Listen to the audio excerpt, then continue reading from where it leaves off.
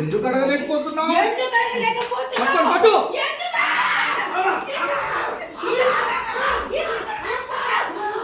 మందు వైపు చూసి మందు పోసుకొని తాగండి మేడం. మందు పోసుకో. Very good.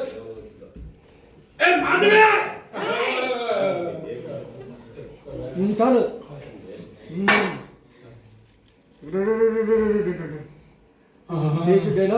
పారిపోవడానికి కూడా లేకుండా కాళ్ళు విరగొట్టి మొత్తం మందంతా తాగేసి ఇలాంటి ప్రశ్నలు అడిగితే సమాధానం నాకు మాత్రం ఏం తెలుసు? అయినా ఇలా తాగి మగుడిని కొడితే మహిళా లోకంలో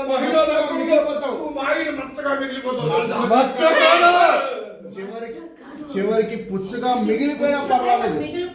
ఆస్తి నాకు రాసి ఇవ్వాలి. నా కొడుక్కి అభిషేకం జరగాలి, పట్టాభిషేకం జరగాలి, పట్టాభిషేకం జరగాలి, పట్టాభిషేకం జరగాలి, పట్టాభిషేకం జరగాలి. మందులో ఇంత విషయం ఉందా? మందులు ఎంత విషయం సంవత్సరాలుగా తాగుతున్నా ఈ విషయం నాకు తెలియలేదే. ఈ విషయం నాకు తెలియలేదే. అయినా ఇలాంటి విషయాలు తాగిన వాళ్ళకంటే ఎదురుగా ఉన్న వాళ్ళకి బాగా తెలుస్తాయి.